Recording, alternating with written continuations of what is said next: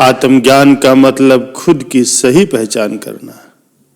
हर एक इंसान, हर एक मनुष्य अपने सही स्वरूप यानी खुद की पहचान नहीं जानता कि वो कौन है।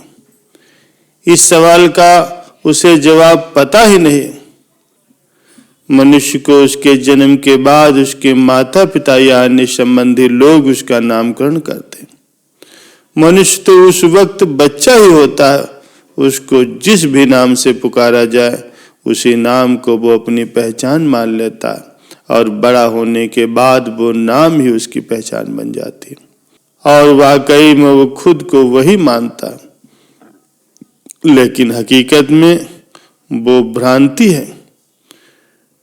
उस दिए गए नाम को ही खुद का स्वरूप मानता है। धीरे धीरे जब वो भ्रांति और आगे बढ़ती है तो उसका मालिकी भाव भी बढ़ता जाता है। जैसे जो शरीर मन वचन और काया का बना हुआ उसे वो अपना मानता है। फिर बुद्धि, मेरा घर, मेरी माँ, मेरे माता पिता, भाई वगैरह सबको वो मानता है। प्यारे सज्जनों, जब ईश्वर की कृपा होती है तब अज्ञानी मनुष्य समझता है कि ये भगवान जिसने सारी दुनिया बनाई है वो ही इस संसार को चला रहा है और इस बात का ज्ञान सिर्फ आत्मज्ञान के द्वारा ही होता है। आत्मज्ञान किसी आत्मज्ञानी गुरु के ही द्वारा मिल सकता है। एक ऐसा आत्मज्ञानी गुरु जिसे आत्मा का ज्ञान हो चुका है, मतलब मैं कौन हूं, इस सवाल का जवाब उसे मिल चुका होता है, वही दूसरों को आत्मज्ञान करवा देने की क्षमता रखता है। और जब आत्मज्ञान होता है तो मनुष्य को अपने सच्चे स्वरूप की पहचान होती है। उसे ज्ञान होता है कि वो खुद के मन, वचन और काया तथा बुद्धि और अहंकार से सर्वथा भिन्न मानता है और स्वयं को आत्मा मानता है। वो न सिर्फ आत्मा का ज्ञान प्राप्त करता है बल्कि ये दुनिया कैसे चलती है, इसको चलाने वाला कौन है, उसका भी वो ज्ञान प्राप्त कर लेता है। प्यारे सज्जनों, लेकिन ऐसा आत्मज्ञानी गुरु मिलना बहुत ही मुश्किल होता। कोटि कोटि जन्मों के पुण्य के फलस्वरूप ही ऐसे आत्मज्ञानी गुरु से मिलाप होता है जो क्षण मात्र में ही आत्मज्ञान करा देने की सामर्थ्य रखते हैं। प्यारे सज्जनों, एक बार एक राजा जंगल में घर का रास्ता भूल गया। सामने देखा एक तालाब था। उस तालाब के किनारे एक महात्मा जी तपस्या कर रहे थे। राजा ने सोचा, मैं पहले उस तालाब में स्नान करके शरीर को पवित्र कर लूं, फिर महात्मा जी के पास जा करके ज्ञान ध्यान की बातें सुनूंगा। राजा ने अपने कपड़े उतारे और तालाब में जब पहला गोता लगाया तो उसे ऐसा मालूम हुआ कि मैं शरीर नहीं।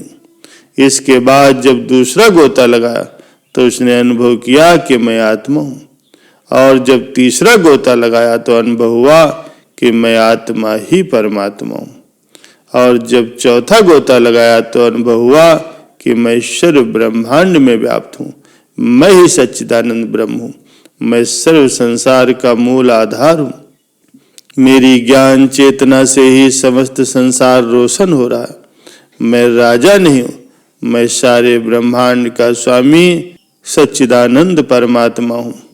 ये जंगल, ये सारा संसार मेरी चेतना ज्ञान से ही मंगलमय हो रहा है। ऐसा विचार करते करते तालाब में खड़े खड़े ही उस राजा की समाधि लग गई।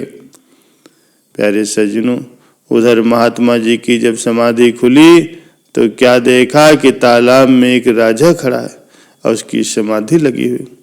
तब महात्मा जी ने राजा से कहा, राजन आंखें खोलो, पता नहीं तुम कब से तालाब में खड़े हो। उधर राजा की समाधि टूटी तो कहा, महाराज मैं राजा नहीं हूँ, मैं आत्मा परमात्मा हूँ। मेरे नूर से ही सारा ब्रह्मांड रोशन हो रहा। पता नहीं जल में क्या करामात थी कि जो एक अज्ञानी मूर्ख राजा को भी पल भर में आत्मज्ञान के धन से माला माल कर दिया।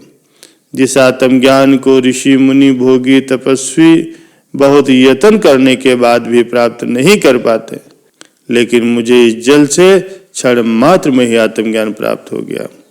इसलिए हे महात्मन, मुझे इस जल में रहने दो। तब महात्मा जी ने कहा, हे राजन, तुम्हें इस तालाब में जो कुछ भी मिल चुका है वो अब लुप्त नहीं होगा, तुम बाहर निकल आओ। राजा तालाब से बाहर निकल करके महात्मा जी के चरणों में नमस्कार करके बैठ गया और जल की करामात का प्रश्न कर दिया। तो महात्मा जी ने कहा, राजन, मैं बचपन से इस तालाब के किनारे घोर तपस्या और आराधना कर रहा हूँ। मेरा निश्चय वही है तुम्हें मिला। मेरी तपस्या से ये जल भी वैसा ही हो गया है। जब मैं स्नान करता हूँ तो मेरी भी समाधि लग जाती है। हे राजन, ये सब मेरी तपस्या का ही फल है। अगर अज्ञानी लोग भी आकर के इसमें गोता लगाएंगे तो उनका हाल भी निश्चय ही हमारे जैसा हो जाएगा। परंतु ऐसा होना नहीं है। लोगों को सच और झूठ की पहचान ही नहीं है। संसारी लोग तो सूर्य, चंद्रमा और नक्षत्रों की रोशनी को ही सत्य मानते हैं, परंतु ये नहीं जानते इस संसार को रोशन करने वाला कोई और है। इस ज्ञान से ही ये तन रोशन हो रहा है, लेकिन अपने ज्ञान की रोशनी भूल भटक रही है। उसको माया का पसारा सत्य नजर आ रहा है। वो शब्द, स्पर्श, रूप, रस और गंध की कीचड़ से लथपथ हो रहे हैं और अपने को पवित्र मानते हैं। जैसे सुअर कीचड़ में स्नान करके अपने आप को पवित्र मानता है, उसी प्रकार से मूर्ख प्राणी भी अपने ज्ञान की रोशनी में जा करके भी अज्ञान की रोशनी में भटक रहे हैं। ज्ञान का अंधकार बार बार उनको जन्म मरण की खाइयों में गिरा रहा, और जब खाई में गिरते हैं तो काम, क्रोध, लोभ, मोह की चोखें उनसे चिपट जाती हैं। वो बहुत सुख मानती हैं, मीठी मीठी चुभन उन्हें अच्छी लगती। खाई में गिरा हुआ प्राणी जिस पर काम, क्रोध, लोभ, मोह की जोखें चिपटी, उसे आत्मज्ञान का बोध भला कैसे हो सकता। ये सब जादूगरी का खेल है। इसे समझने का प्रयास करो, ये क्यों हो रहा है। कभी कभी हानि लाभ होता है, जय पराजय में वो खुश होता है। जब आंखों में आंसू होते हैं तो पूछने वाला कोई नहीं होता, रोते रोते ही जीवन बिताना पड़ता है।